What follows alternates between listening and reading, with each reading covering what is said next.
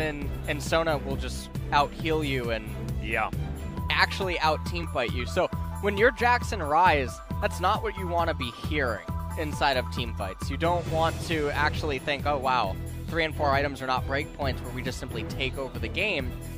There is a massive power shift with Ezreal potentially being able to try to blow up Sona really quickly with the new build variation that he's had. Yeah. With the... This freeca composition.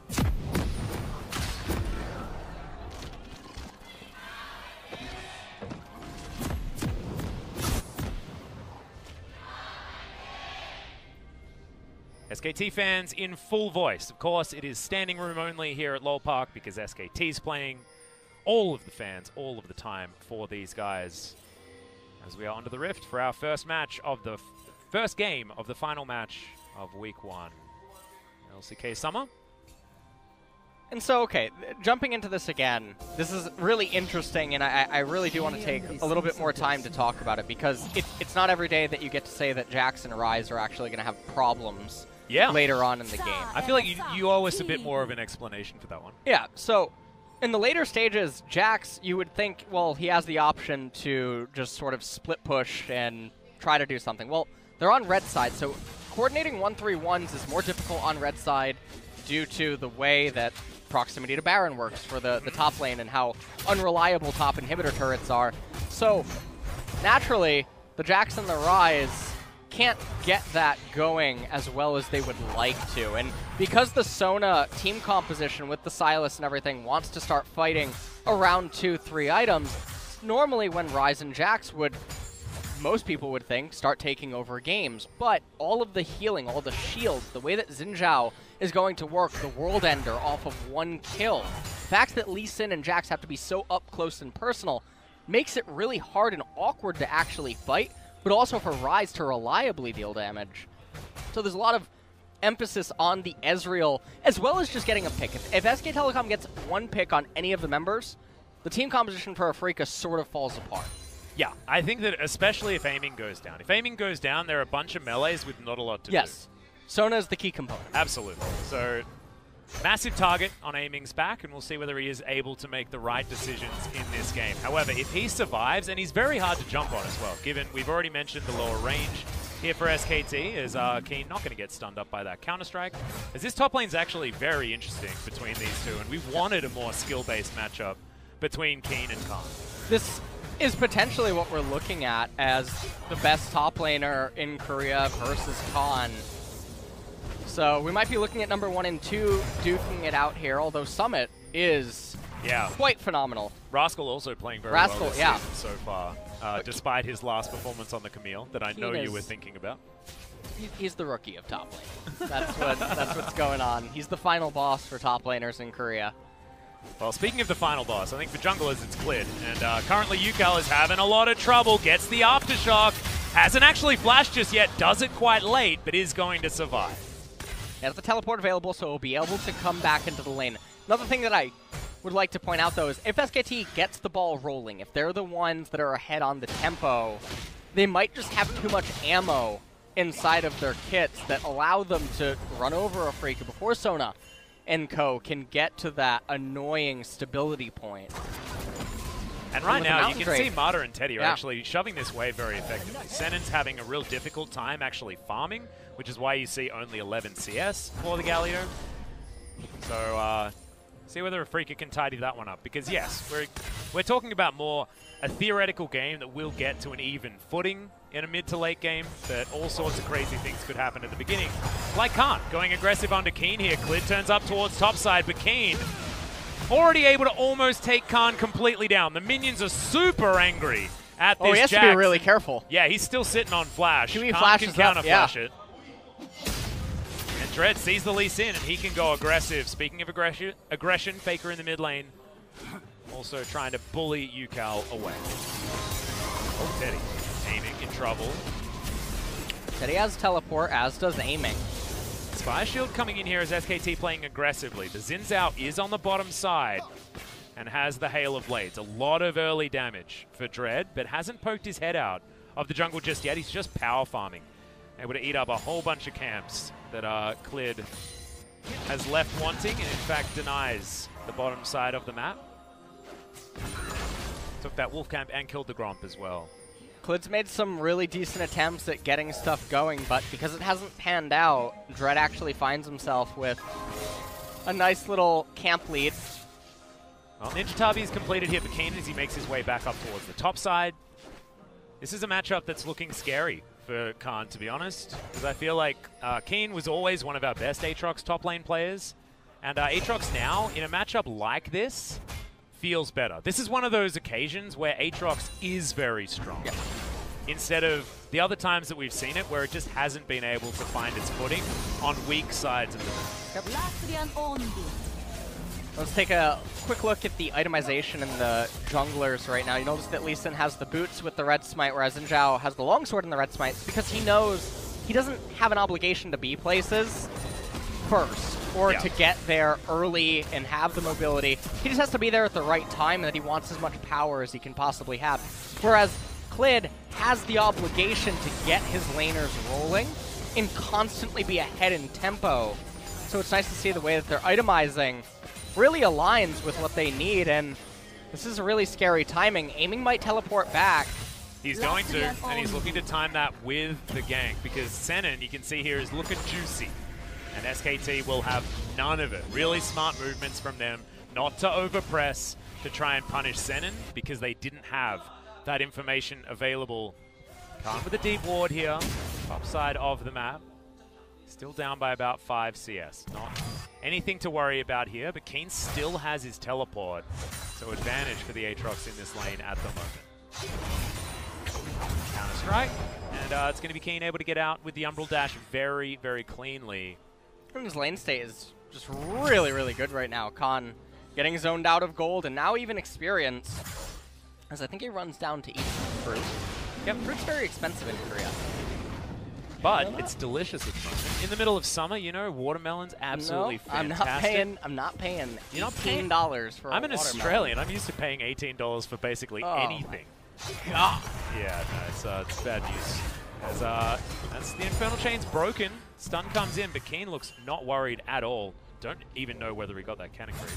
So he might be tilted, not entirely sure. How about $5 for an orange? You tilted now? No, it's just Australian prices, dude. It's just how it works. Alright. People talk to me about, this is so expensive here in Korea, and I'm like, no, that's not expensive at all. You insane? Food's actually quite... market food is expensive here. Although you can get large meals. It depends what you're buying. If you're buying like Western-style market food, then yes. But if you're buying Korean food, it's super cheap. Yeah. We've got an amazing market near my new place, and oh man, super cheap, really fresh, just fantastic. Very nice. Yeah, I'm a happy boy. I'm a happy boy. Lee Sin has a Mountain Drake on his market right now. Well, Yukal has a Lee Sin ult on his mind, and you can see SKT, they don't want to go against a Dragon and 2 members of the Freecs, especially with the bottom lane rotating up. That's a Mantra Q that's going to land effectively there as Khan trying to go aggressive. Good empower damage there onto Keen. No response from the Aatrox. So right now, the early game, not the most exciting, even though Clid tried to make things happen. But still not level 6. He's finally going to end up getting it here, though, off this Golem camp. But Red has already been level 6 for quite a while. He also has camps to return to. So the jungle experience is definitely quite wide between the two champions right now. It's a big deal. You can see aiming and Sen, and still holding on here towards the bottom side. Frost Fang is in for the Sona. We'll see when the transformation's going to come down, though, because right now, Teddy's farming out a whole lot more effectively than Senin is. And it's a very different scenario than the one that Deft was able to put himself in against the Vladimir in our last series. This is an example of SKT dominating this lane. And Teddy, happy to tank some turret shots and get some turret plates and have no worries at all. As Realm Warp's going to come in, Yukal's going to flash instantly. I think that only just came back off cooldown. He's getting as much value out of that button as he can. But now going to clear out the ward, but instead it's going to be immediately changed. Yukal just moves it up a brush. I like it. I like it. The Thought maybe Clid would immediately check that brush, but decides not to. No, I actually can't stress how important it would be for SK Telecom to get the Mountain Drake so that they have very early Baron potential. Yeah. Sorry, I saw how much gold Teddy had in comparison to aiming, and it was a very big number. It's close to double the gold that this Sona has put together for herself. Hasn't been able to land the harass, I don't think, as Freecs are going to try their hand at this Mountain Drake. This would be really sad if this is given up for free. Especially when it's a Telecom. We had this conversation earlier on. Amy takes some damage here as True Shot Barrage does a whole lot of work. The Sona might have to flash here. Needs to wait for some Ws. Yeah, there's the Mantrid Q coming out. And Senon's going to get kicked back. Teddy in trouble. Dread dives on top of him. First blood going over to the freeca jungler. That is what decisive play is going to net you. And remember, if you get the ultimate out of a Karma, you've got 3 buttons that you can press. Yeah, and it was really indecisive out of SKT, except this is now decisive. Here comes the teleport. Yeah, Mata is going to go into his stopwatch. It's a double teleport to come in, but aiming is going to die for it. Yukal came down. Keen's going to join him. It's a big battle as Clid is in trouble. Dread can't close the distance on him, though. As Khan once again going to be dived on. Dread, can he get in there? Does he have the Audacious Charge back off cooldown? As Mata does tether himself over, but Freecs not going to have any of it. It's 4v4. He's going to get neutralized. It's 1-to-1 at the top of the screen, as you can see. And about 100 gold the difference between these two. That was a very chaotic little skirmish happening there, but everyone was very indecisive with what they wanted to do, seemingly. Obviously, the double teleport was nice out of SK Telecom. freeca respond to it. Minion Wave's going begging everywhere on this map right now. Mid lane completely open, top lane completely open, pushing a little bit let's take towards freeca. Replay of this, and so right here, Senon, he wants to go for some sort of a counter engage, and I thought that Lee Sin would just do a 4-man kick, but he had different plans in mind. Teddy as well. Teddy decided he wanted to make another quick trip back to the base. So freeca lunge onto him. This is where the double teleport comes in, though. Now you can see Aatrox, he's able to go back up to top lane, and Sona is just dead. So Senon can get out of this, and so can Xin Zhao at the north. So the fact that they teleport down Keen and Yukal is a misreading of the situation, because they can get an equal amount of gold in turret plates in top and the lane minions, as well as in mid lane. Yeah, they didn't actually need to get there because the fight was already over. Yeah, the fight was already over. So a little bit of an erroneous decision. However, freeca. For freeca, they do manage to pick up the Mountain Drake, which is fantastic for a composition that struggles a little bit to take down the Baron super quickly, but can keep themselves very healthy while they do it. So Mountain Drake could be very valuable if they find themselves an opportunity to try and go for a sneaky Baron. Right now, mid lane, there is a battle as Dread is going to find Faker. That's a great lockdown. Infernal Chains are going to get in there. That CC bar lasted a real long time, and Yukal's going to be able to grab that kill. Now some counter jungling actually being done by Yukal right here, making Clid use the smite. Yeah. Lands a kick there, but Shelly looks to be going down. Keen looking for Khan. Lands some good knockups though, so Khan probably not wanting to take this battle, and it feels like things are going top heavy for freeca and bottom heavy for SKT. As Teddy and Mata are super far ahead. However, Keen is demolishing the map if he can get out of this lane. Rift Herald taken, but it's a little bit too late to use it on any of the plates. Aiming! Whoa! Wow. Yeah, you can see Senon needing to body block, feeling like it could be very, very dangerous. Okay. Clid's going to be able to find some camps here. He's down by a few of them, but not too much, as we have a look at this one yet again. Faker just wrong place, wrong time. Where is he going? The river. Oh. Top river. Oh, okay. He needed to go that way? Yeah. Okay. That's where he's going. All right. At an appointment. Yeah, I thought it was very important for him to walk that way while Lee Sin was doing the red and Khan was keeping top lane. So, all right.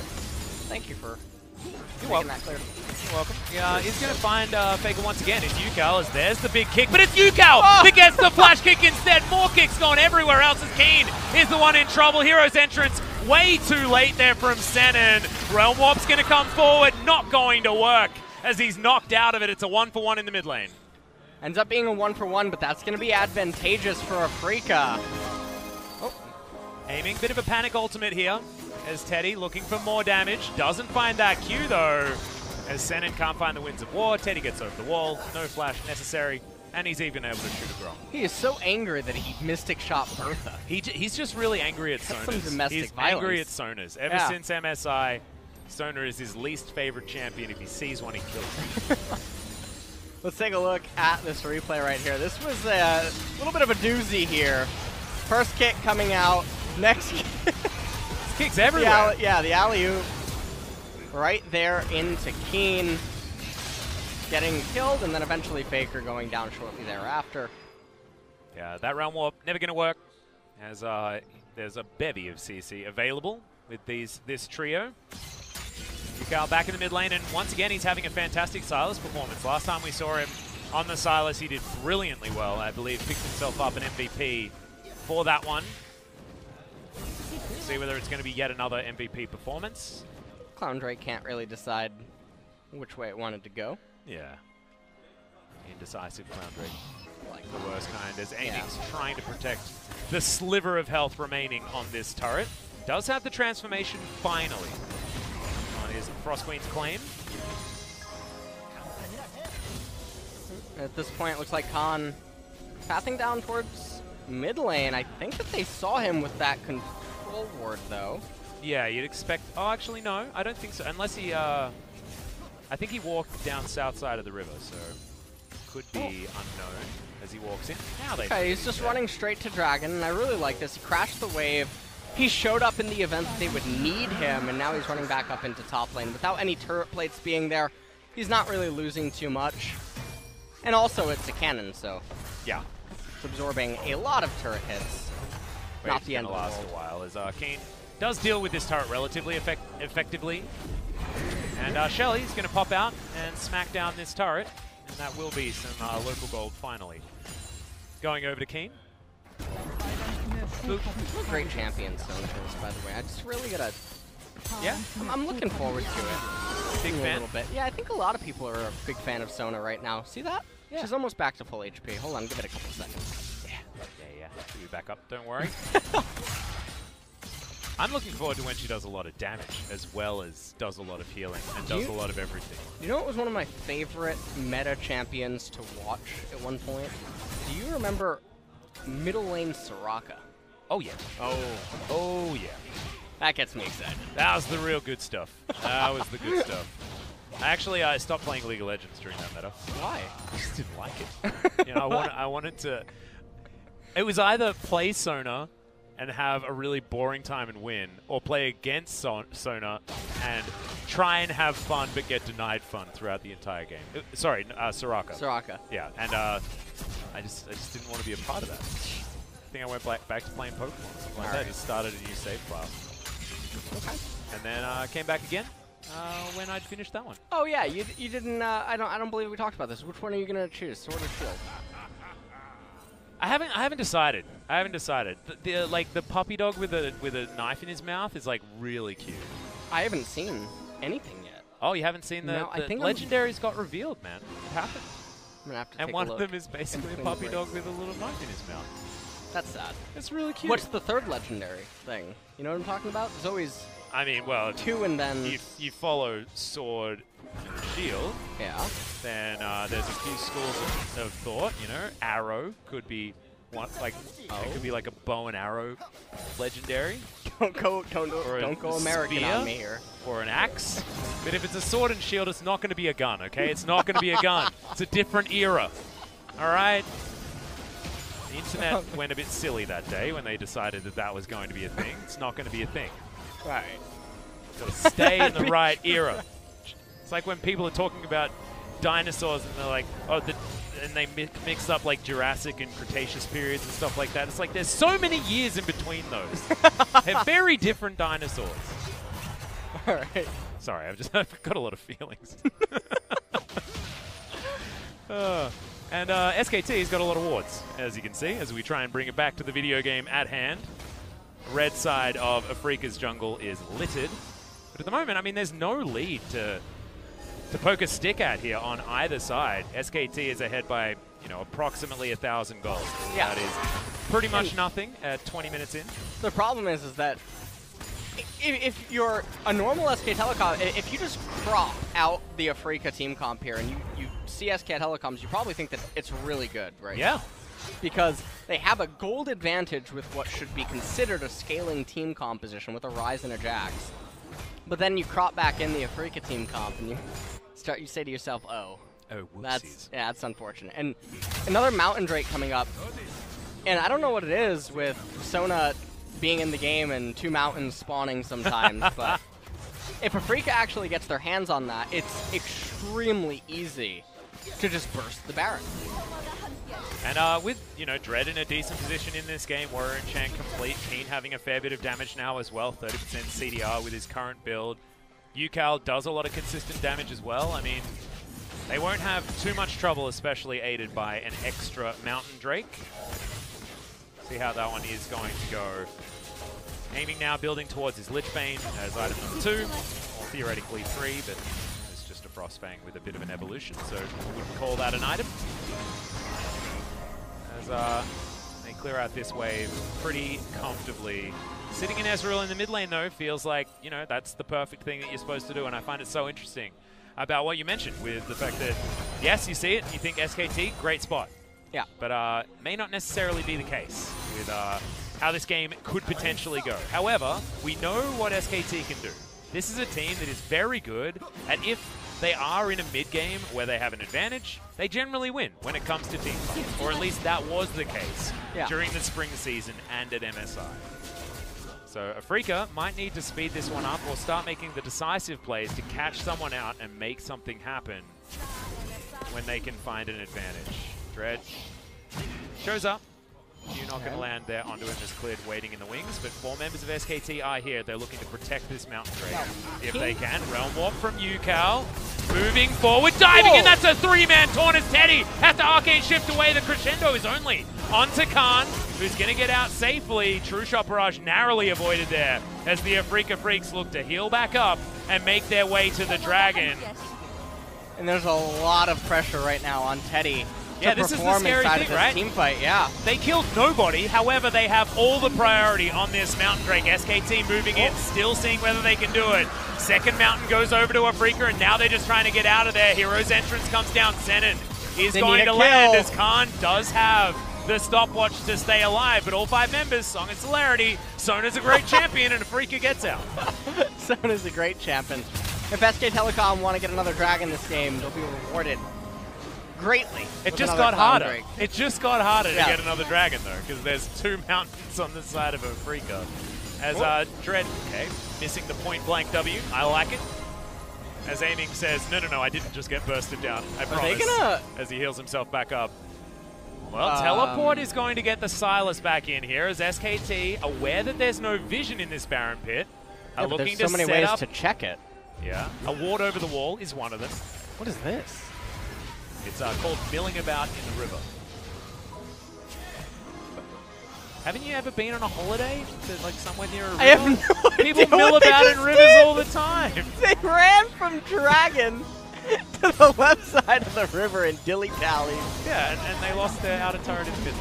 Where did they learn this? Well, not at the LS school of things that you should do in the mid-game. They didn't go to that school. They didn't learn this from NA either. They should have done that in the middle lane, the NARAM. Yeah. So... The lane's just going the other way. We're just X marks the lane. We're just heading up the river instead. I just want to see it one more time. Well, this was actually a really cool play. This was insane. This was a Bullet Express Galio. That's really scary. I mean, Teddy manages to get out of there. And fortunately for SK Telecom, none of their members ended up going down. And Aatrox, he wasn't quite at the fight yet, but...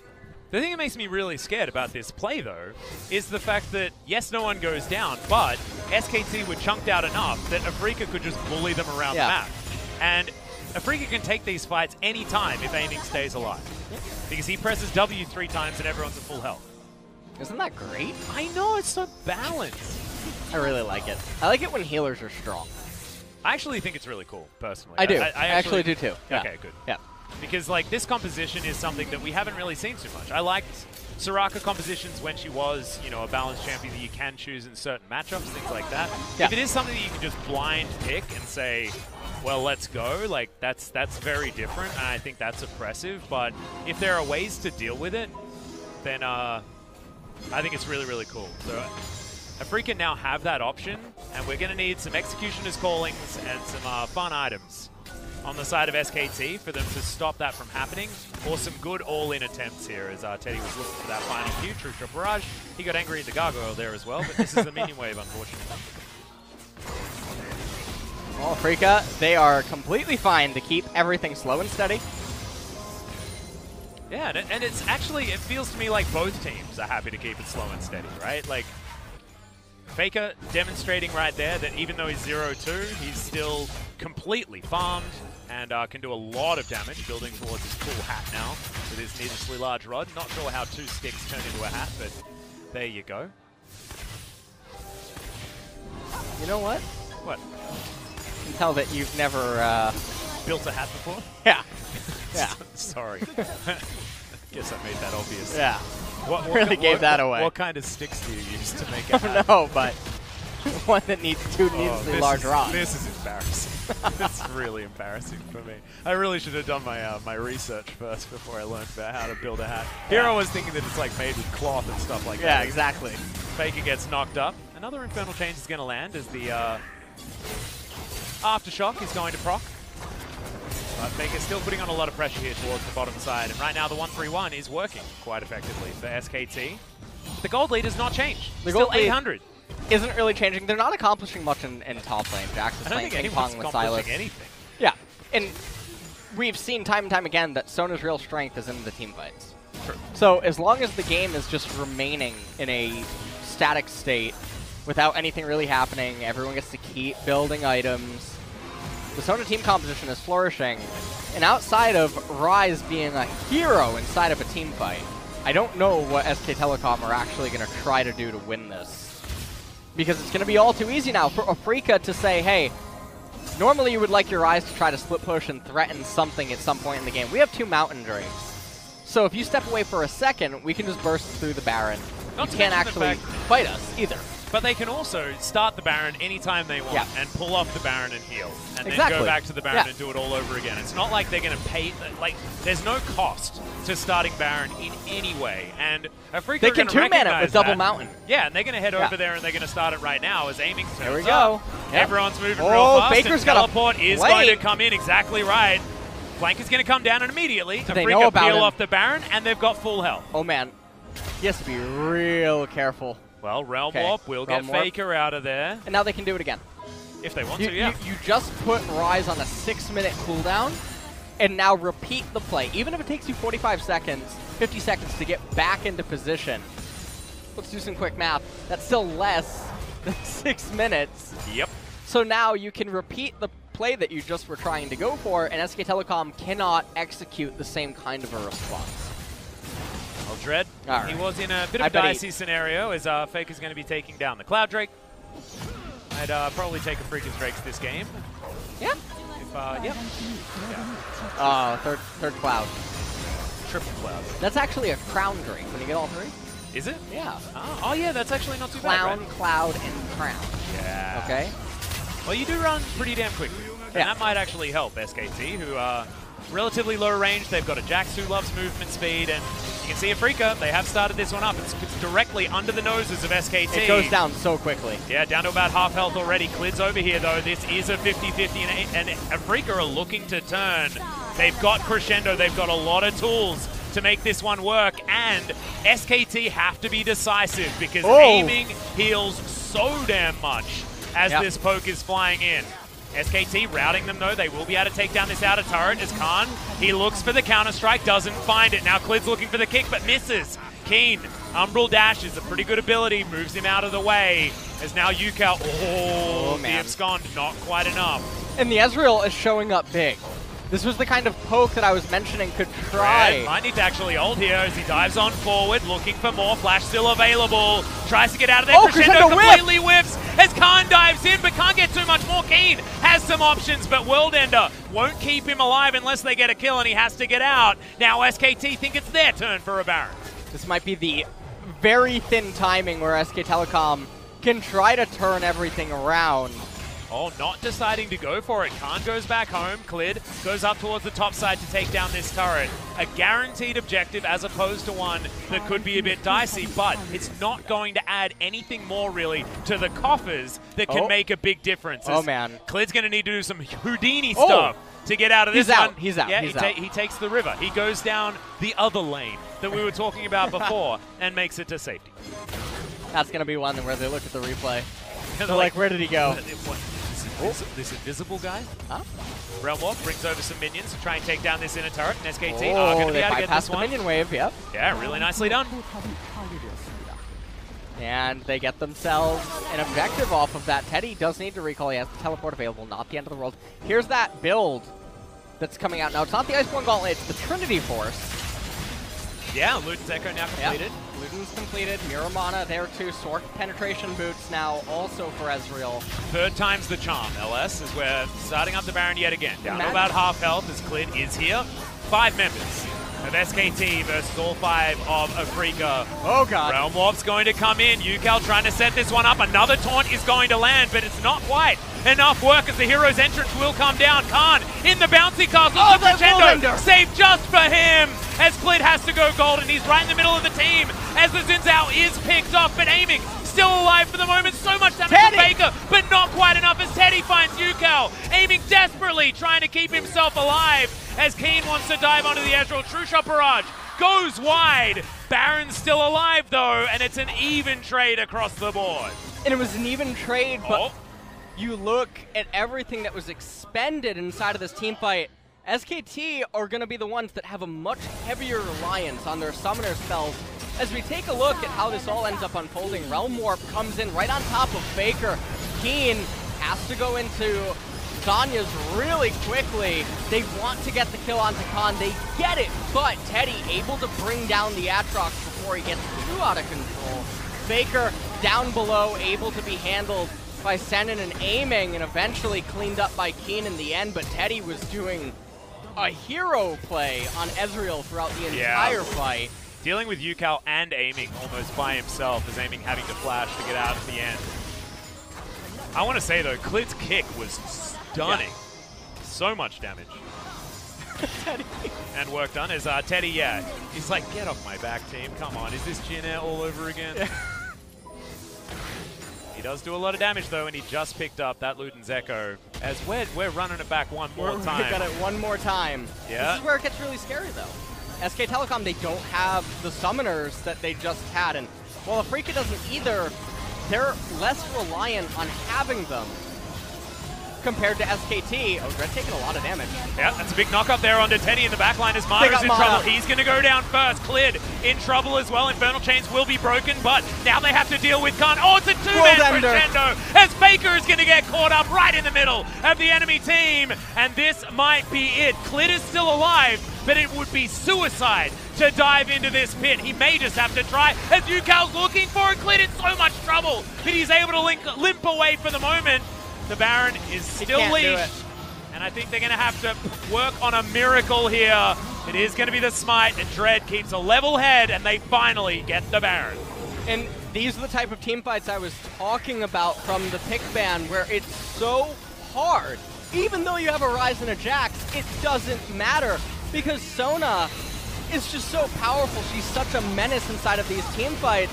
And you look at SK Telecom, they're so scattered inside of this Khan. Right in the heart of the team. Keen getting the World Ender. Teddy trying to do as much damage as he possibly can. But it's so difficult because the freeca charges at you like hyenas. Yeah. And you end up having to scatter. That crescendo, by the way, was incredible. Aiming had so many opportunities to use it earlier on in the fight, but just unable to. And these damage numbers are going to be skewed like this. They are always going to be skewed like this because aiming gives everyone so much more health than they actually have from spamming his W consistently in the fight. Almost level 16 with each rank of the ultimate, you get even more cooldown reduction on everything else. one more level, and aiming is just going to be pianoing on his keyboard, keeping everyone alive forever. It's a beautiful champion. Absolutely fantastic, Sona. Well, I think you need to have the right opposition for Sona to look completely busted, right? And against this SKT comp, Sona does look busted, as Keen has to run the heck out of the way, does so, but has to use his ultimate. And the siege is going to continue. They can do this for a really long time, as Khan keeps himself alive with the counter-strike for a moment, but SKT not going to hold on to that inner turret. Another minion wave going to get corralled towards this mid lane. We're going to be really careful. Yeah, man, like, if aiming's there, a Freeca are at full health. Yeah. Just all the time. And he's even got his Magi's. SKT are probably wondering how they lost with this.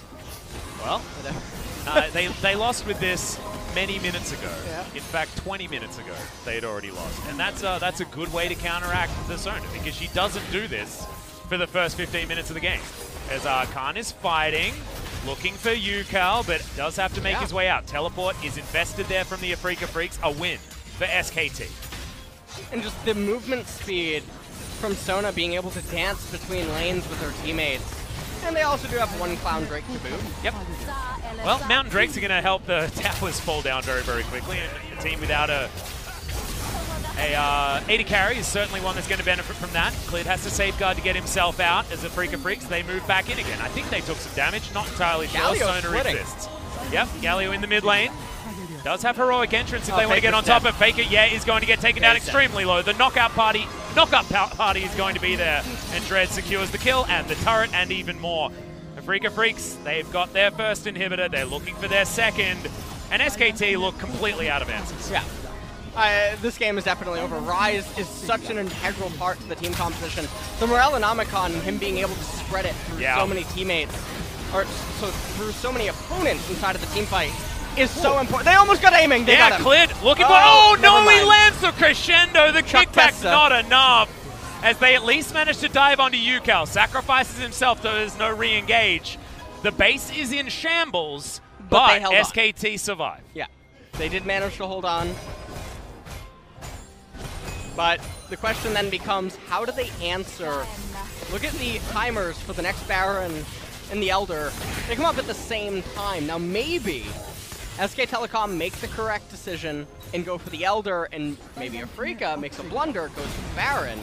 That could be one way that SKT could actually come back and win, is through Elder Dragon. That's the only hope that SKT have in this game.